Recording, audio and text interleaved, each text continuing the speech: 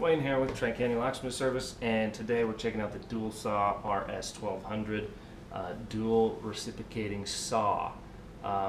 Basically what we've got is the dual saw, and I want to try it on some wood against the good old tried and true Porter cable.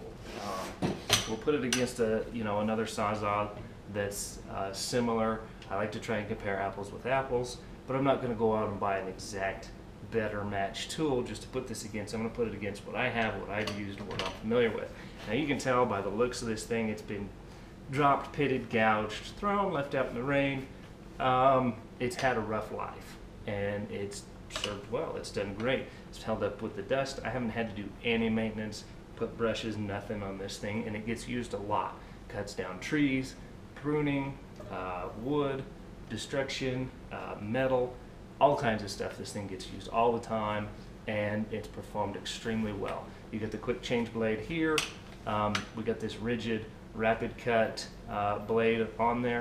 It's a wood style blade. The paint has just barely been worn off of it.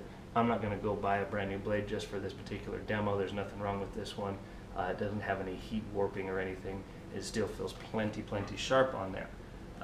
So you got 10 amps on this one, and it's just been tried and true and solid, and that can probably be said for most of the Porter cable tools, Milwaukee tools, and DeWalt tools too. That's kind of what we're doing. We're putting the new twin action against the single style. So we'll see how it cuts, and we'll see how it holds up in time. It's going to go on the truck with me. It's going to replace that one, and we'll see how it does over the long haul. But with this one, you've got 12 amps. Now with 12 amps, you're also moving 2 blades. So maybe that adds power, maybe it cuts power. We don't know yet. That Porter cable doesn't have any of the nice features. They do offer a saw that does, but this one, the one that I have, does not. This one has the moving, rotating head and handle.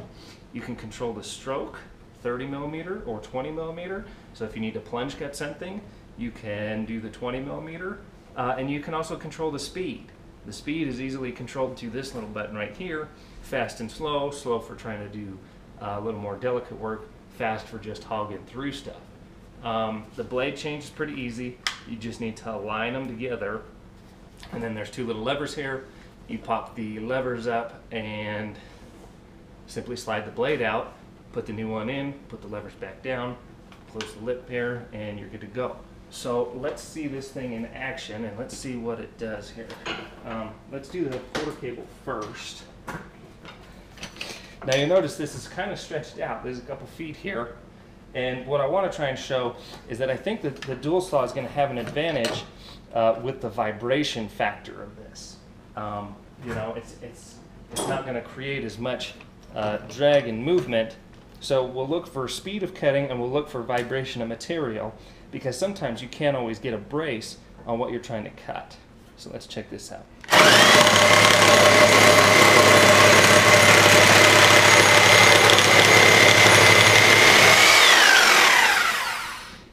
Okay, so we got about 5, 6, 7 seconds to cut through that, but you can notice the rough cut and the amount of vibration that we had on there. So let's check out the dual saw and see what it can do. Let's make sure it's turned on high. And the stroke is set to the longest stroke. And we'll go ahead and check this out.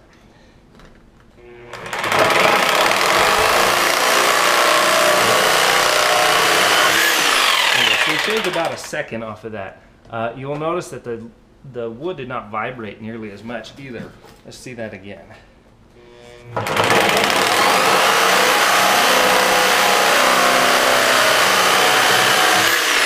That's going to be the advantage to this. I like the slow start. As soon as you pull the trigger, it takes a minute. That's not a lag.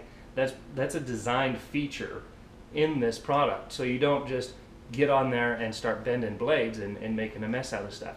Grabbing that and having that slow progressive start is definitely a huge feature and advantage over that. Because with that, if you hook onto something right away, it's just not going to allow you to do, it's going to cause more vibration. It's going to bend blades over, and it's going to snap blades down here, and you're going to go through blades a lot quicker. One of the things that the dual saw will do that this will not is just a typical plunge cut. If we try and take this and plunge cut,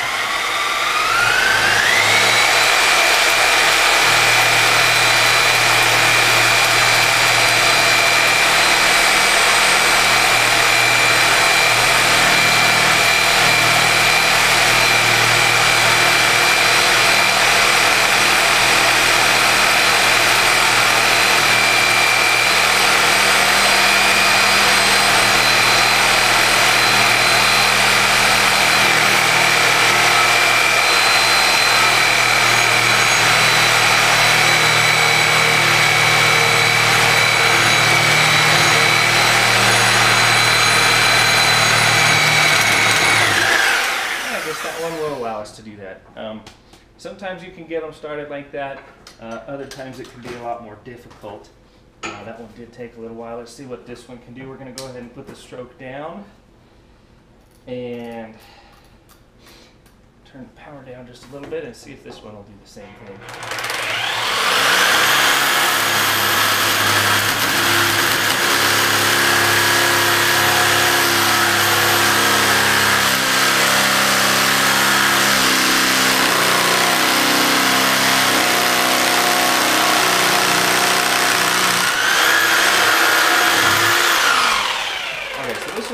Did a lot faster, you know, and it's going to kind of be a cat and mouse game if you're going to get this saw to be able to plunge cut like that. I think we kind of got lucky on this time, but usually it tries to bend the blade over, kinks things up, things like that before it actually goes in. I think we kind of got lucky, but still the dual saw just did it faster, and you know, that's important. If you don't have to drill out holes and you can actually plunge cut your square into plywood or whatever you're trying to do, that's a huge advantage. So I would say, based on vibration caused to the working material and speed of cutting, the dual saw definitely wins hands down on that. You know, this is a good old tried and true, but you know, it's going to get replaced in my van anyways for right now, and see how it does long-term wise.